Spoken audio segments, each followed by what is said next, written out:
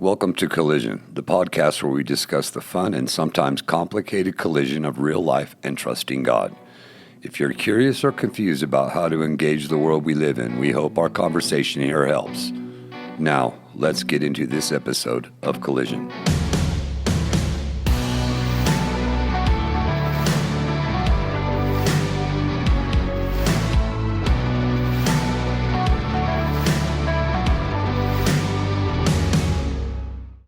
Well, welcome to the Collision podcast here at Crossroads Church. I'm Matt Manning. I'm here with James. Welcome back, James. It is good to be back, Matt. Yeah, you've been gone for a little bit. I have. The rapture happened, so I was gone for a little bit, and then Jesus gave me a bag of rice and threw me back in the game. He said, get back in there. He did. Get back in there. That's actually not what happened. Yes. The last couple of weeks we have been filming with some guests, and I took that over. But, you know, your story kind of goes around with my question, you know. So Super Tuesday's behind us. Yeah. And it looks like we're going to have a rematch between Biden and Trump. And so which one is going to come out as the Antichrist? Woo! Can you have both? Like we have dragons and beasts. I mean, I think. Yes. Yeah. Well, we know one of them. Historically, one of them will be called the Antichrist. That's true. Or both of them at some point. That's true. Regardless, Revelation series is behind us. And if you didn't check out last time's podcast, I'd encourage you to go do that, where we talked all kinds of things, Revelation. Today, really, we're jumping into a question that we get asked quite often from people who are sincere believers. And that is, can I have relationship with people who do not believe the same as I do? And that probably speaks a lot to like spiritual, obviously, like can a Christian be a friend with a Mormon or a Muslim? But, you know, it also extends into the society with politics and everything else that we get ourselves into. And so that's where we're going today. So maybe just start us off. You got a story of a time that you were either where you chose not to be a friend with someone, or maybe a story of being friends with someone in the faith. What's that look like in your life? Yeah. So the main story that comes to mind, when I was in my early 20s, I was playing music professionally. I was on the road with a bunch of musicians that were put together in this band. And, you know, we go to the hotel. One guy would play great on stage, but then he'd go to his room and he'd smoke pot and watch golf all day. Yeah. And then other guys would kill the time by going to strip clubs and all this stuff. And so, I mean, these were kind of like brothers that I was walking life with. I was stuck with them in a bus and on a stage. But what our lifestyle looked like was complicated because as a Christian, I didn't want to build a firewall between them and me. But a lot of times, like what they wanted to do, like, I don't like watching golf, period. And in a room, you know, that reeks of weed. Yes. Or going to a strip club. Yeah. So I kind of had to learn how to graciously excuse myself without making them feel judged. Because at the end of the day, it's like you can do what you want. I'm just going to choose to do what I wanted to do. Yeah. So finding that balance, especially in my early 20s, was complicated. Yeah, and you were a fairly new Christian when all that was going on. And so it was like James old becomes James new. And that shift. Yeah. Yeah, absolutely. Yeah. You know, it was not too long ago, I had a friend who reached out, and this story, you know, is a common story where you know, move into a neighborhood and all of a sudden someone, you know, across the street you start to make friends with and all this, and then you find out they're of a different religion and your family continues to like grow together, and then eventually it's like, hey, why don't you come over for dinner? And then suddenly within Christians there's like this, should I? Can I? Yeah. You know, ought I? And all of these questions that start to come through, and what does that look like? And so really that's what we want to talk about today is when it comes to that reality, you know, as we are building relationships out in the world, we're going to come across people, particularly where we live here in Colorado, where less than 3% of the North Metro Denver area goes to church on any given weekend, right? We are more likely to run into somebody that does not believe the way that we do than we are to run into someone who does believe the way that we do. And so that's where we're gonna go today. And so maybe just where we want to start today is maybe just me asking you the question, like when it comes to like the scriptures and reading it, there seems to be an understanding from the scriptures that we are to engage with the people who don't believe like us, don't behave like us, that we're not to like cocoon ourselves in silos and hide ourselves in monasteries, but we're actually supposed to be in the world. And so how is that, what has that looked like in your life as you've tried to live that out? Yeah. So I became a Christian at 19, and so the lifestyle of a lot of my friends, like it didn't shock me. I'm pretty hard to shock. Try me. Yeah. But I learned early on from the scriptures that God calls us to live in the world, but not be of the world. Yeah. So this idea of for Christians to completely pull themselves out and safeguard themselves, start dressing alike, all of that. It's always felt more cultish to me than actually what it means to live the gospel. Yeah. So that's been a tension. And in all fairness, in the last couple of years, my wife and I have been empty nesters. Yeah. But before that, having kids complicated that significantly because I can hang with everybody, but when your language or your values are exposed in front of my kids, that's a different dynamic that somehow has to work its way into this conversation because you and I can deal with the influence and just be like, I love Joe, but he cusses a lot. Yeah. But when Joe does that in front of your kids, particularly young kids, totally, So that's an aspect of our discipleship and us shepherding our kids that just complicates it a little bit. So even your illustration of like a neighbor inviting you over, well, if they pray to some other god in front of my kids who are really young, that complicates that differently than a neighbor inviting my wife and I over. Absolutely. For a couple of drinks and dinner. Yeah. One of the big verses in Scripture that I go to when we have this type of conversations is Jeremiah 29, where the Israelites are sent into exile, right? They're taken into the city of Babylon. And there, the command from God is to help the city flourish, right? And right there from the beginning where Jeremiah comes in, I kind of have this like view where all of the Israelites are kind of gathered in their part of the city, and Jeremiah shows up, and this is a guy that they've made fun of for years and years and years, and now they're all enslaved, and everything that he said came true, and now he's here with another word of the Lord, and they're like, thank goodness we get to go home, right? Like this is what they're thinking, and they're all gathered, and Jeremiah's message is, hey, I want you to build homes. I want you to want your kids to marry. I want your kids to have grandkids. I want you to plant gardens and find some jobs in the city. And I want you to help Babylon flourish. And all of a sudden, the Israelites are like, what? Yeah. And what we see is for the next several decades, right, longevity of time, that God is content to have Israel living in Babylon.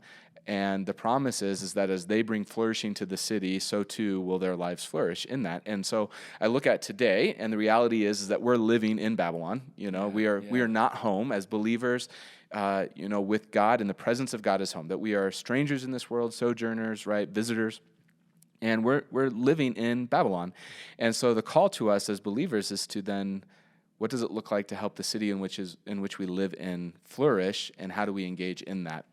From my own story, one of the things when we moved here, our kids all went to preschool, and seemingly every year that each one of my kids going to preschool here, we got engaged with families that did not believe like us, largely Mormons and Muslims. And so Sarah and I have had a lot of conversations of like, what does it look like to come alongside people who do not believe like us and and be friends with them. And so we have, very interestingly, we got invited during Ramadan to a Muslim's kind of after dark party when they can eat and the fast breaks and all that kind of stuff. We were invited to a Muslim holy day where they believe that Ishmael was brought before sacrifice before God, not Isaac. And we went, and we were a part of that, and just had some conversation about like where the Bible and Christianity like differs from Islam, and was able to have like fantastic conversation. When Sarah and I were in seminary, we got invited by Indians from India to their New Year's celebration and all of the religious stuff that goes around that.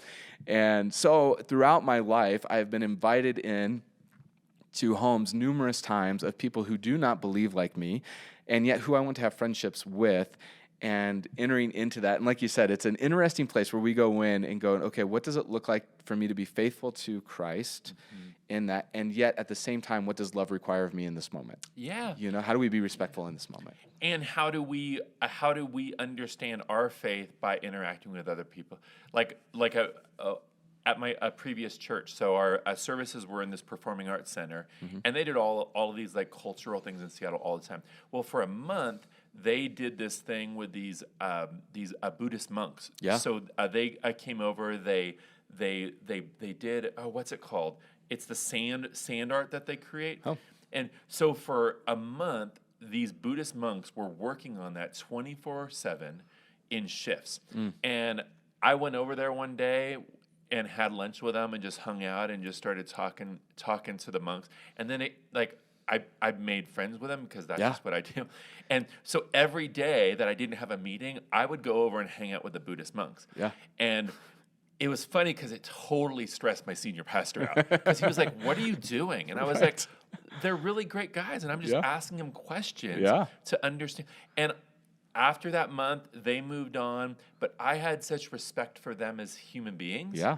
And in some ways, they really challenged my faith as far as us learning how to love our neighbors. Yeah. I think the Christians could learn a lot from Buddhists, practicing Buddhists in that. So I walked away a better person by that experience, but I also had to deal with a boss that I thought I was defecting and was like just making sure that, I was still Orthodox Christian. Yes. So I think like from yes,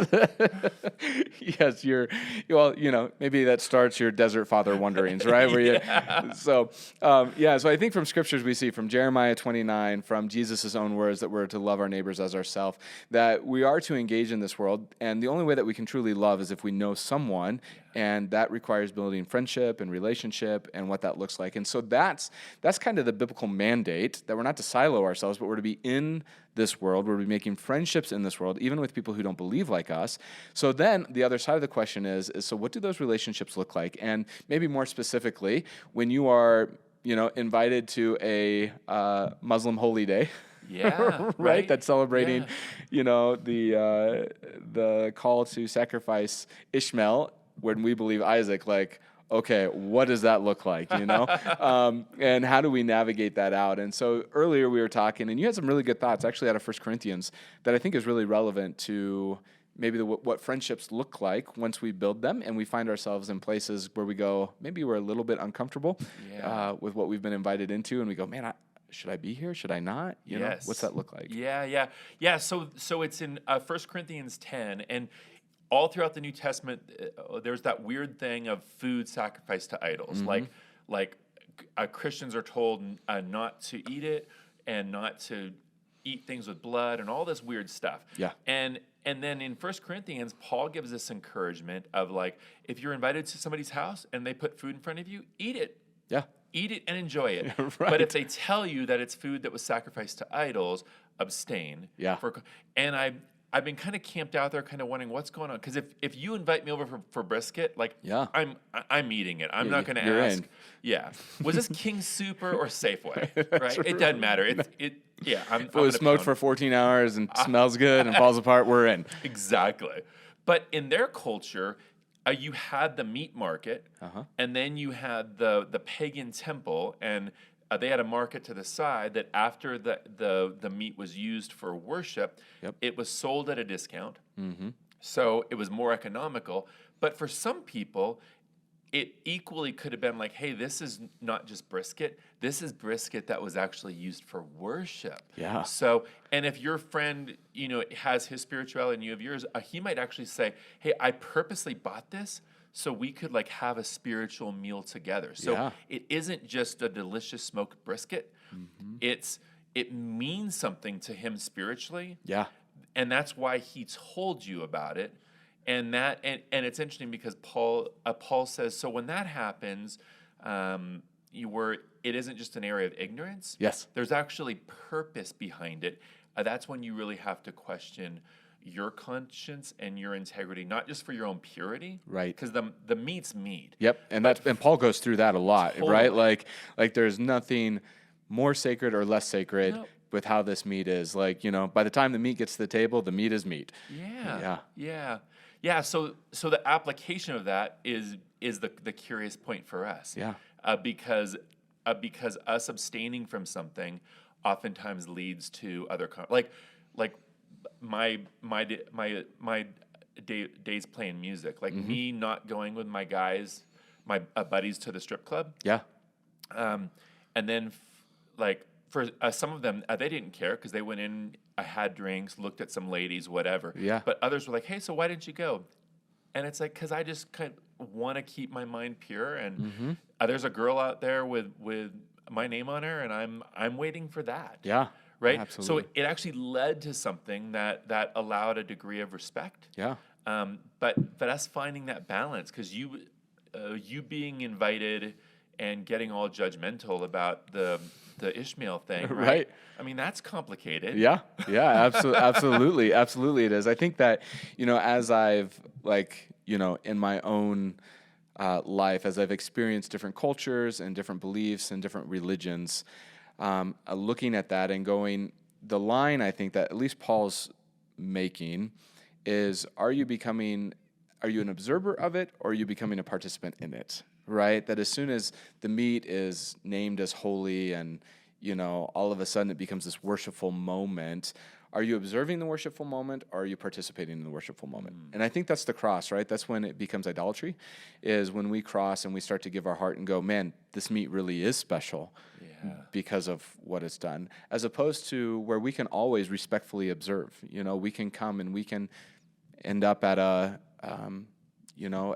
significant day in the Mormon church that I was a part of, and go there, and I can be a part of that, and I can observe without worshiping. And then what I find is that on the other end of it, that because of what I do, that it opens up a lot of questions, that in, looking back on my life has actually opened up a lot of doors to have the gospel, because of navigating that, of going, look, I'm going to respectfully observe what you're doing, but at the same time, I'm not going to participate in that worship of what you're doing. And the questions that follows into that. And so, I have a friend of a different religion, and at their place of worship, benevolence is a big thing in any religion that you're a part of. And at Crossroads, we have a pretty good system of benevolence here. And their place of worship was trying to figure it out, because they had people showing up pretending to be, something that they were not, and just in order to get, some rent or food or whatever it was. And so he came to me and he goes, hey, how do you do this? Wow. Like, what's this look like? And so I took our benevolent kind of thing that we have put together, and right at the top is a verse out of Galatians of why we do what we do. And so I sat down with this guy with this policy of how we do it at Crossroads and why we do it at Crossroads. And it begins with Scripture. And so I started with our why. This is why we do it. Tied it to Jesus. And then because of this, this is how we unfold. And then that actually opened up a larger door, not for a conversation just on benevolence, but why Christians are benevolent. Wow. And that door completely opened for that, because I was willing to help, in this case, a mosque, be benevolent. Wow, that's right? fantastic. And God opened the door to have that conversation. And at the end of the day, I look at it and I go, we partner with people all the time who want to be benevolent. Yeah. We want benevolence in this community. That's part of flourishing. And if the mosque wants to do that, certainly I'll tell them why we do it and give them all the things that we do, and then they can take it from there. But opening up the door to this conversation was huge in that. And, that relationship that I have has continued for a decade now.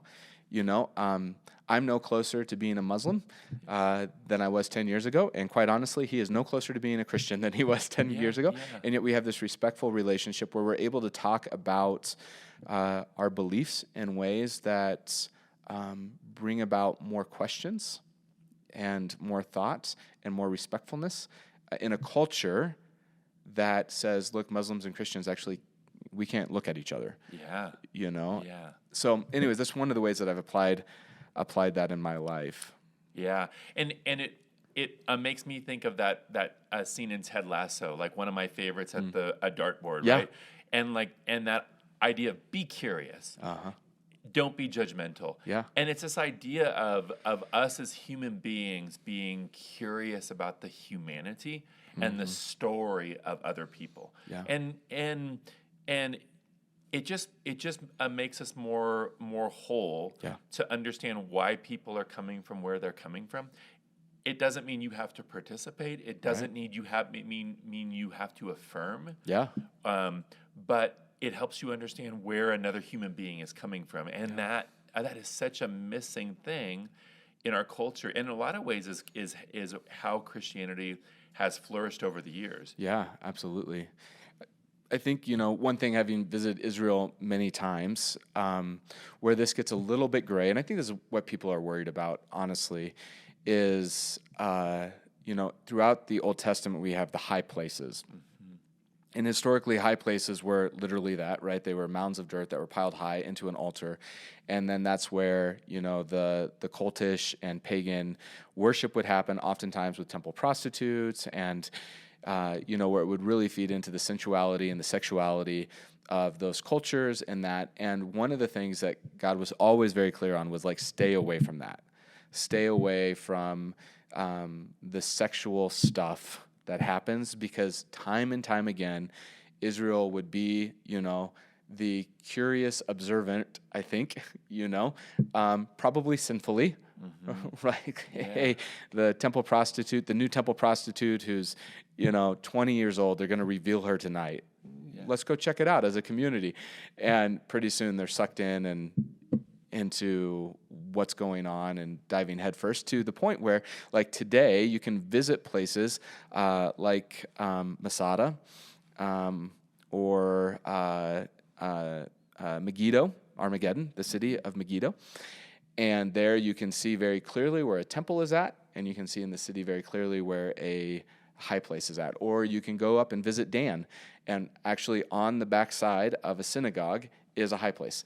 And it was like we did our worship to Yahweh, and then we walked at the back and, partook in the temple prostitute worship of Baal, and then we went on with our life, and that part is where God always was like, stay clear of that, And I think, again, we as believers can be so easily captured by other gods, other belief systems, other things that will tempt us away. I think that's why your strip club story is such a good story, because that is a high place in our culture, right? And you don't have to be, we're not talking about a quote unquote major religion like Muslims or Buddhists or anything like that. What we're talking about is really just the high place of culture, right? Yeah. The religious of I am my own God in this, and to be invited into that place for you to have the wisdom to go, you know what, that's not going to be good for me. Yes. And I think that's the line that we have to draw. And I think that's what Paul later says, right? That, hey, if you're not strong enough, if this is going to cause you to stumble, you don't participate in it. You don't even be a respectful observer. You just say, hey, thanks for the invite. I don't think I'll be able to make it. Yeah. Yeah. And as we mature in Christ, it opens up the doors for us to hang out with people, to hear their story. Yes. And I mean, that's kind of one of my most enjoyable things as a pastor, is being invited to, like, a neighbor's Christmas party or something, and everybody has drinks. I have a drink in my hand, and we're having a conversation and all this stuff, and there's a connection going on, and I love it, because eventually they'll ask, "So what do you do?" Right. And it's like, "Oh, I'm a pastor at Crossroads Church," and you can see them just like, "What did I say?" But the reality is, everything in my body language, like, I'm accepting you. Yeah. as who you are. There's no judgment. I'm enjoying this time with you, and I have an opportunity in that moment to meet them where they're at. Yes. To be curious about their story. Yes. And it's not. And I think the contrast with that in our culture, because our culture is all about ideology and perspective. Like, we as Christians are judged so harshly by the knuckleheads that get put on TV. Yep. But when I'm at a cocktail party and I'm having a conversation and we're talking about whatever, and they're like, "Man, this guy's pretty cool." Yeah. So what do? Then all of a sudden I break their mental model of Christians, because it's like, really? Like, you're a pastor? Yeah. And I didn't violate any of my values in this conversation, but I showed you a real person that Christ is living in and living out of. Yeah. And that is so powerful. You accepting the invitation to a mosque. Yeah. And going and experiencing it and having a lovely evening of just curiosity. Yes. Man, that's an exciting thing as people mature in Christ, to actually seek those opportunities. Yeah. And, I think that as we go down this, one of the things that we kind of sometimes get confused is, you and I have been talking a lot about this lately, is, our first relationship, first and foremost, is to Jesus, right? And if we are a follower of Jesus, if we're walking the way of Jesus, then the rest of our life flows out of that, right? It's not like Jesus is a silo, and then I have my friend silo, and then I have my religious silo and my work silo and family silo, right? Like all these silos. It really is that I'm walking in the way of Jesus. This is my life. And so what does the way of Jesus require in this moment? What does it require when I'm asked to go out to a nice dinner with someone who does not believe the way that I believe? What does love require of me in that moment? What does it look like when I'm invited to something special? Because I have no qualms about inviting non-believers and people of other faiths to the baptism of my kids, right? That this is a showcase of what I believe, and I want you to be a part of this. Hopefully that it leads to conversations. And so when I'm invited to an event, right, that's meaningful to them in their belief system, like, what should I do in that moment? What would a follower of Jesus do in that moment? And if that's kind of the guiding, walk of life for us, all at various degrees along that way, along that path, I think that more oftentimes than not, we'll end up in the place that we're supposed to be. Yeah, I love that. And God will redeem that, and we'll be able to have conversations about why we believe that Jesus is the way, the truth and the life.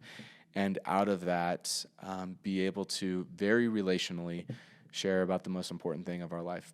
And that opportunity is priceless. I love that. And it excites me for Christians to be willing to share our lives, to share the Christ that lives in our family, lives in the rhythms of our life, because that is so attractive in a world around us. And in all honesty, when I was 19, I was working at a grocery store, and Chuck, my boss, was a Christian, and I used to get in like these conversations trying to destroy his faith. Yeah. And I remember his cute little kids would come in, and the gracious James showed up, like, "Hey guys, how's it going?" Yeah. And I remember it took them saying, "We're singing at church for Christmas. Will you come?" Yeah. And it was like, and I could see Chuck's body language, like, "Oh no!" It's like, I don't want him to know where our church is. I wasn't horrible, but I was pretty critical of Christianity. But because his kids invited me, and Chuck, like, I vividly remember his body language, like, we just invited him into our life. And this could go one way or another. Yeah. Like, this could blow up.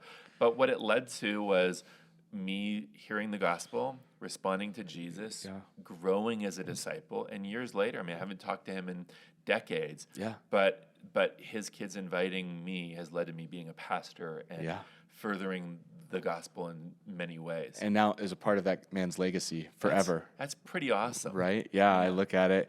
The last thing I think I'd have to say in this is, if we truly believe that Jesus is the truth, right? That what we hold in our belief system is the truth, then I can live my life void of a lot of fear, that if I enter into certain situations that I'm going to be persuaded otherwise in this. And so for me, it's more of, I know the truth of Jesus. I know the impact and the power of that in my life. So fleshly, what is it that I can actually handle? Yeah. And what is it fleshly that I should actually be involved in? And at what point am I giving up a fight for my holiness and just going along with the crowd? And at what points do I need to draw that line? And sadly, or unfortunately, maybe, the Bible doesn't draw that out very much. It says, be a part of the world. You're in the world, right? Not of the world. You're to love your neighbors. You're to bring flourishing to the community. Don't eat meat that somebody said was an idol, and then figure out the rest. Totally, right? Exactly. It's like, all right, well, we'll navigate that the best that we can. So really great conversation today. Man, we're heading into the Easter season, and so if you're looking for a place to worship and celebrate the resurrection of Jesus, we'd love to invite you to Crossroads anytime over the next several weeks as we lead up to Easter. Any final words, James? If this conversation still makes you uncomfortable and because you don't know if you have the backbone or the anchoring that you need to actually be curious with people, our encouragement would be get anchored. Yeah, right. Like get connected. Come to a men's ministry, women's ministry. Join a community group. Get involved in a tangible way that you're growing spiritually, and then you can really lean into being used by God without the fear of being deceived or led astray. Yep. So, that's just always our encouragement. Get anchored in your faith, and we'd love to help you. Yep. Well, great conversation today, and we'll just sign off and say goodbye.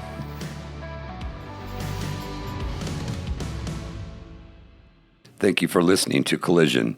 This podcast is a production of Crossroads Church in Thornton, Colorado. For more excellent content, please visit crossroadsabc.com.